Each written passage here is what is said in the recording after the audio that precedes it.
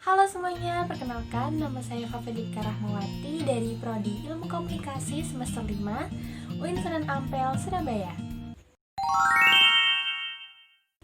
Di video kali ini aku bakal menjelaskan tentang peran media dalam perspektif ekonomi maupun politik. Oke, yang pertama kita bakal cari tahu apa sih definisi dari media maupun media massa. Media merupakan suatu sarana maupun alat untuk menyebarkan suatu informasi dari suatu sumber kepada khalayak umum. Sedangkan pengertian dari media massa itu sendiri merupakan suatu sarana maupun alat untuk menyebarkan informasi dari suatu sumber ke khalayak umum menggunakan alat-alat komunikasi seperti koran, film, majalah, media sosial, radio, maupun televisi. Media massa memiliki peran dan fungsi penting terhadap perkembangan ekonomi dan politik di Indonesia. Karena media massa harus memiliki atau mempunyai kemampuan untuk meningkatkan efektivitasnya untuk menyebarkan informasi kepada khalayak umum ataupun masyarakat di Indonesia. Ketika media memiliki informasi yang menarik dan signifikan, maka masyarakat akan lebih tertarik untuk melihat info tersebut. Media dapat memiliki dampak positif bagi pelaku bisnis, namun perkembangan ekonomi tidak lepas dari perkembangan politik. Oleh karena itu, banyak pelaku bisnis yang menggunakan media untuk memperoleh keuntungan yang lebih besar. Pemberitaan suatu media tidak terlepas dari kepentingan pemilik dan ekonomi politik media yang ditempuhnya. Karena dari itu, media mengalami komersialisasi yang luar biasa. Media menempatkan audiens semata-mata hanya dilihat sebagai pasar, bukan warga negara. Tujuan utama dari dibentuknya media adalah meraih keuntungan untuk pemilik dan para pemangku kepentingan lainnya, negara.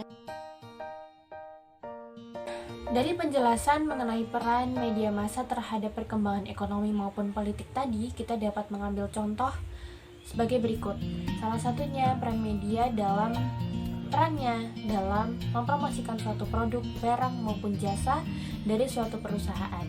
Jika media massa tersebut dapat meningkatkan kualitas promosi suatu barang maupun jasa tersebut dan dapat tersampaikan ke seluruh khalayak umum maupun masyarakat yang ada di Indonesia, mereka dapat tertarik untuk mencoba barang maupun jasa yang ditawarkan melalui media itu tadi, sehingga perusahaan tersebut dapat memiliki keuntungan yang lebih besar dikarenakan produk mereka yang sudah tersebar luas ke masyarakat umum.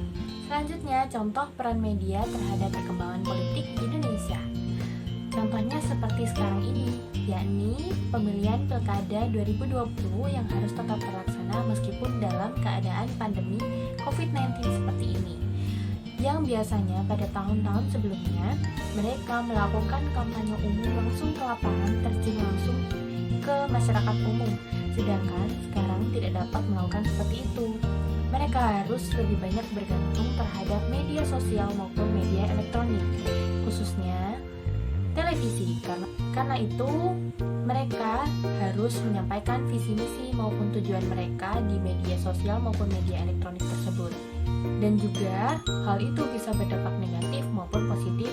Dampak positifnya yaitu mereka bisa langsung menjangkau ke seluruh lapisan masyarakat, tidak hanya dikhususkan kepada masyarakat itu saja, yang mana pada saat melakukan kampanye langsung mereka hanya terjun ke beberapa titik di beberapa wilayah saja, sedangkan jika melalui media mereka bisa menjangkau ke seluruh masyarakat umum. Namun dampak negatifnya adalah mereka tidak bisa melakukan kampanye lapangan secara terlalu sering maupun secara berkala, karena hal itu dibatasi oleh kebijakan media itu sendiri. Nah, karena itu teman-teman, kita sebagai masyarakat maupun netizen, kita juga harus bisa memilih maupun memilah berita yang datang dari media.